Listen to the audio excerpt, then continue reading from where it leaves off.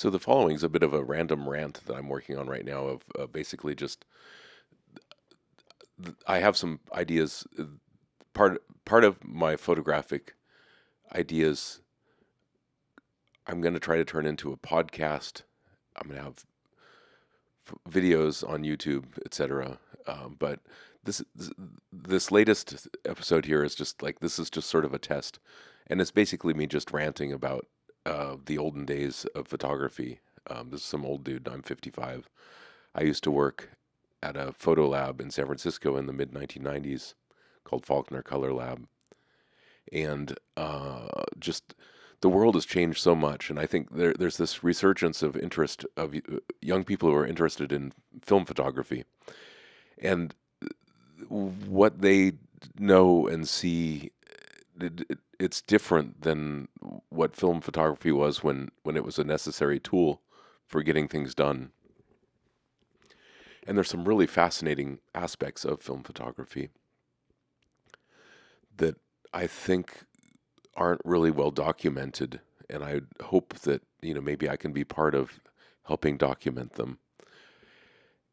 And I'm not exactly sure where any of these photographic ideas, the videos, and the podcast idea, and I also have some print ideas and such, where they're going to end up. I had a previous plan that sort of fell apart, but I'm hoping that there's that I can help sort of give other people an idea of what life was like photographically, uh, in terms of film and just how the world functioned without digital photography. I also am interested in, and I think this, the podcast will also include, and the videos and print and everything else will also include digital photography. There's nothing wrong with digital photography. It's just like I have some experiences that very few other people have, and I thought that this would be a good opportunity to share them. So the following is a rant, as long as I could go before I had to run off, of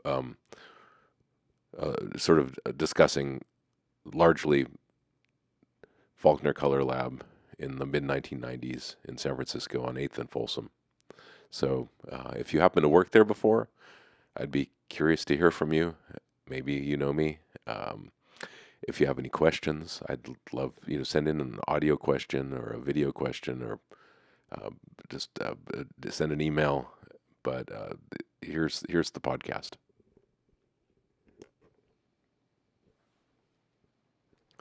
This is sort of a test. I'm basically running this idea through my head of a podcast I want to work on. One of the primary aspects of this podcast would be interviewing people, and people I know, and then perhaps if I can get enough examples together that I could convince other people I don't know to interview. I, One of the primary things I thought would be fun to sort of have a conversation about is film photography back in the day, back when film was the only option. And it's a time I lived through and was deeply involved in. And just talking about for for young people now, and people who are interested in film photography, and people just interested in history. As we get older, I guess this becomes important. But this notion that the whole infrastructure of everything from the manufacture of film, the distribution, where you'd get it, how it was handled, processing, and just off the top of my head, I'm just thinking of uh, in no particular order. Uh, just the idea of like 1 hour photo labs, like there would be inside drugstores, there'd be standalone 1 hour photo labs, like what was the one? There were a couple in my neighborhood when I was in East San Jose growing up. Photo Drive Up, I think, was one of them. Um, there was the processing of Kodachrome's another interesting example. There was I don't know, maybe a dozen labs around the world. I think there might have been like 4 or 5 in the United States, and one of them happened to be in Palo Alto, and there was basically just like a little drive-up mail slot, and you'd buy vouchers for processing, and you'd pay, $4 or whatever it be for this little envelope that says that, it's good for one roll of 35 millimeter.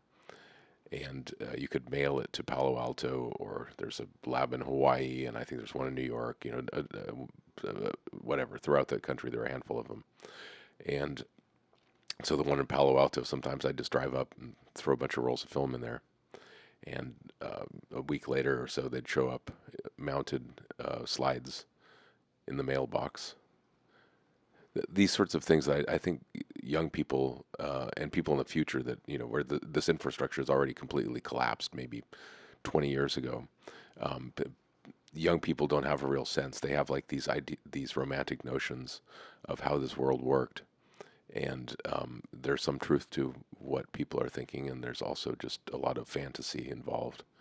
And yeah, just gonna keep rambling on about this. This is what I can think of, but I'm hoping to just have this conversation with like Tom Pava, my dad, maybe John Kim, just other people who are involved in photography that in my sphere.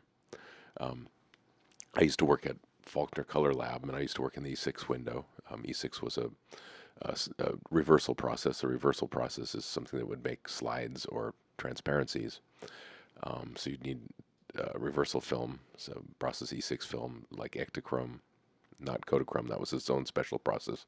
There were only a handful of labs around the country that could do this. But Ektachrome, Agfachrome, Fujichrome. There are a variety of other smaller manufacturers. Ferrania in Italy, which got bought out by 3M. This is all within my life, in my time of consciousness in the 1980s and up till now. So Fujichrome, uh, Ektachrome from Kodak, Konica, Sakura, whoever else there was out there at the time. Uh, you could draw. So okay, the Faulkner E6 lab, Faulkner Color Lab, the E6 window, which we actually took C41 films as well. It was on 8th and Folsom in San Francisco. It was owned by Greg Faulkner, whose dad had just died before I started working there. And we had an E6 line that was converted from an older process. So Greg Faulkner was a rather frugal fellow. And so they had basically taken, I believe it was E4, which was a previous process. There was a dip and dunk processor. Dip and dunk is one of the two main industrial methods of processing, which basically, I'm just bouncing all over the place. This may be interesting for somebody, but I probably need to get this a bit better organized. Dip and dunk was a way of processing film. It was the preferred way because film was handled very little. So basically, there was a rack that you'd load in the dark, or I would load in the dark, or other people. And this rack, basically, you could have. It was basically like a hanger, and there was specific slots for different types of film. So for 35 millimeter, there were these guides that you could basically unfurl the film and put the emulsion side facing outward and take a clip with a weight on it that you would clip, so it would hang suspended on this on this hanger, and the film would only be in contact right in the very middle of the roll, where it was sort of like draped upon a rounded little guide that held it in place. And I think you could fit maybe 4 rolls of film on each hanger. So the hangers would basically they'd move every 2 minutes, I believe. And the at Faulkner, the I believe it was E4 process was longer. So I think somehow they just like changed the either the tact of the processor or just removed part of the bath or something. But E6 was actually a 6-minute process for the normal development. And so the film would basically every 2 minutes the film would be lifted up, dropped into the next bath or the next position. So it wouldn't. So there were 3 positions in the in the E6 bath. So 2 minutes it'd move over, still in the developer. 2 minutes move over, still in the developer, and so a total of 6 minutes, and then it'd move on to the next bath, and so on and so on. And at the end, there's a drying cabinet with a hot air dryer, and the film would come out hopefully dry. Um, this process was fraught with all sorts of potential problems. Film got ruined, stuff happened. In any case, so that was the dip and dunk. Um, in my mind, I think it was called Quadrichrome. I think it was an Italian branded processor. And then we also had a roller transport processor, and that was the same sort of method that was used to process industrially paper. So this process would basically, it had a large. So you'd go into a dark room, and you could feed film into a this roller transport device, and basically there's like I don't know, let's say it's a 36-inch opening. I don't remember how wide it was, but just a bunch. You can feel the rollers. You go in there, find the rollers, find the left and the right side, and sort of depending on how much film you have to load, you could just sort of put uh, film with some gaps in it. You'd put emulsion side down. It could be you could put the reasons why you'd use a roller transport processor are in a lot of ways it's easier to load, and you can load film of any size and any length. So the hangers, you could only have film that would like fit hung over on the hanger. So which would fit all the typical sizes. So 8 by 10, 4 by 5 inches, 35 millimeter, 120 films, 220 films, uh, and uh, and the like. I don't know if there was anything else in there that I missed, but the we would use the roller transport for we had I think we had an LUT digital output at some point that could do 11 by 14 inch film, and that would be also the only way I believe we could do 11 by 14 inch film. Other than there might be a way to custom hold the film on a hanger. But otherwise, it's pretty easy to load. You basically just shove the film into the roller transport processor, emulsion side down. There were the reasons why you would prefer to use dip and dunk the over roller transport is the film in a roller transport. The film's always coming into contact with the roller, so there's always the opportunity for scratches. And also, one of the issues that we'd have in the solution that we used was that the edge of the film that went into the processor, sometimes like a little bit of the emulsion would come off and sort of like dry in place on the film. So what we would use in the dark, we had these for sheet film. We'd have uh, they were knife sharpeners. So these little plastic knife sharpeners with a little like blade sharpener, and we gently drag the leading edge of the film across the knife sharpener. It would like remove a little tiny bit of the emulsion just in that one direction, and we'd load the film, and then that issue went away. There's still issues with the potential scratches and stuff. So it wasn't a great. It wasn't awful. It wasn't common that there were big problems, but we basically would use this for like photo duplications.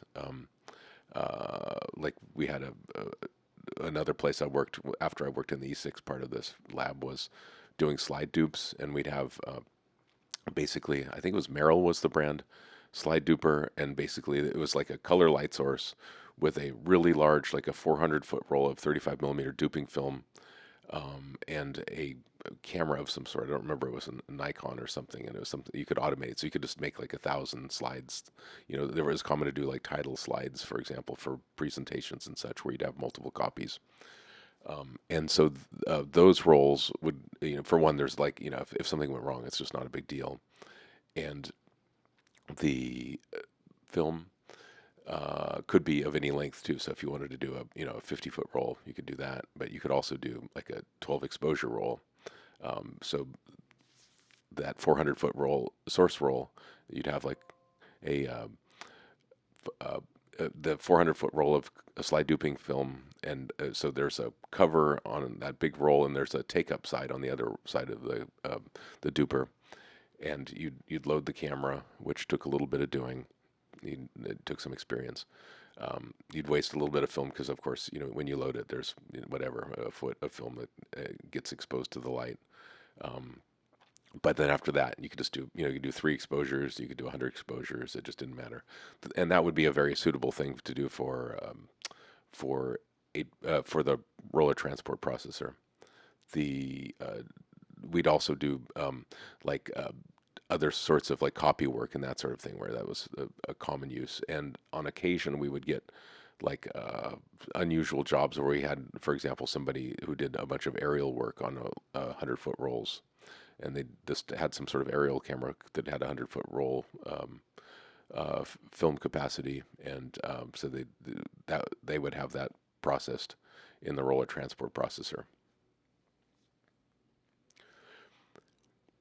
The turnaround times were like, in theory, you could pay for a rush and get your film in about an hour. So with E6, and at the E6 window, and I don't remember what the hours were, but it might have been like, let's say from 7 in the morning to 5 in the evening, or 8 in the evening, or something.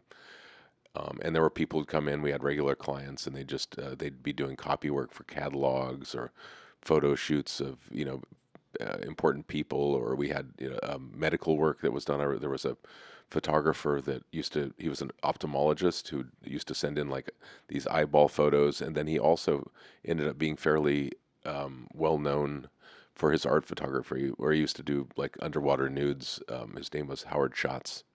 Um, and he used to drop off both of those types of film. It was just kind of interesting, just the differences. And another group of people that we used to do photography for, that I remember, that was kind of interesting and weird, was there was a client we had that was called TX Unlimited. I remember the guy who used to drop off the film was super nice, and what they did was, or the part I remember at least, was they had some sort of early photographic process, and where a digital photographic process, where they had taken somehow they'd gotten like the rights to do this from the Ansel Adams people, and they had taken uh, um, Ansel Adams' original black and white works and colorized them, which even at the time didn't sound like a great idea. But I don't think that aged well.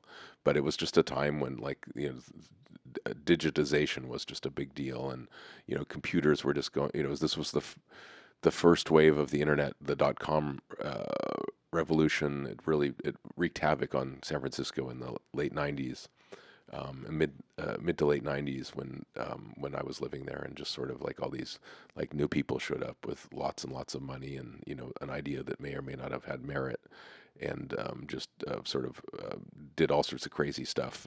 But yeah, that was another client of ours at Faulkner. And we had I'm just going to describe the building too. So there was the E6 window, and closest to the E6 window was the roller transport E6, and then there was this converted E6 dip and dunk, and then further down the line there were other processors, like a C41 processor. I think we had both a dip and dunk and a roller transport for both of those as well. And so this is on the ground floor. So that if you went towards the back, that's what you'd see.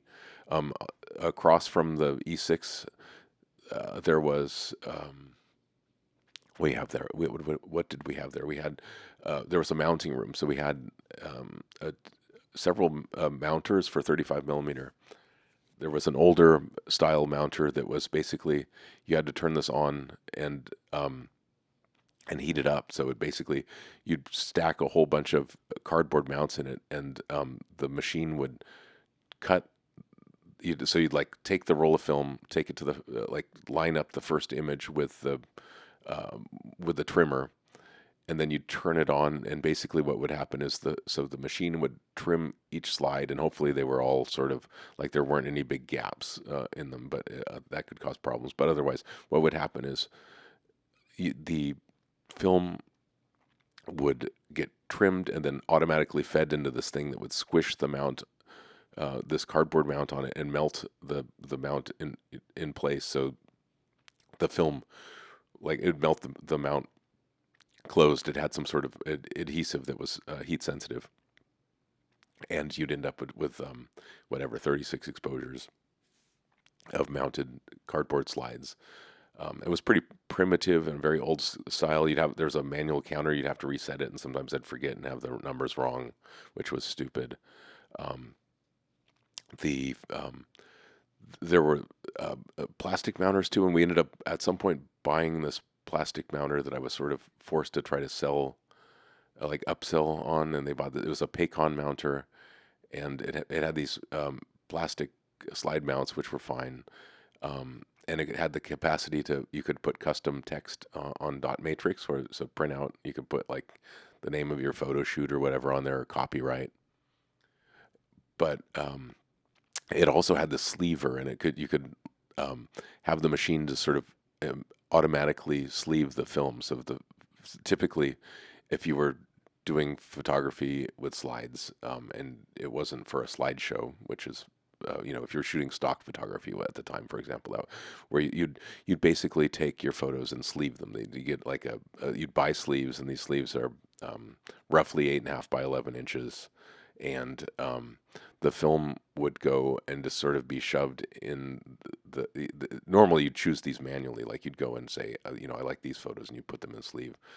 Um, and you could put them then in a box to display, or like put them in file folders or whatever, and organize them in that way. And actually have like I have lots and lots of like big boxes full of sleeved 35 millimeter film, and for that matter larger film as well. But um, that is how film got handled at the time.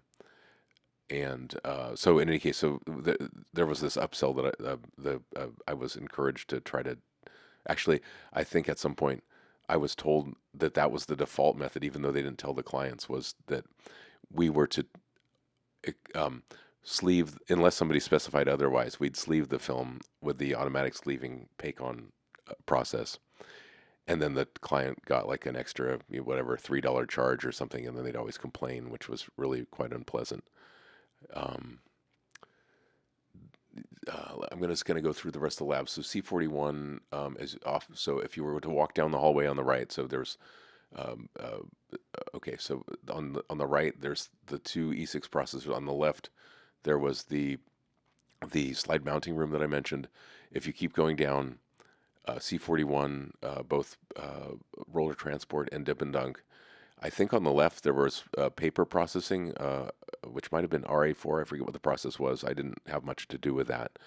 And then as you went along, there would be, like in the back, there was a giant freezer or refrigerator or something where film was kept. So film had to be, or film ideally was kept cool, especially professional films. Film actually ripens. So there's a time frame where film is best, and before and after that time frame, color film especially was subject to these fluctuations. So each layer would ripen differently. So ideally, so we'd have this.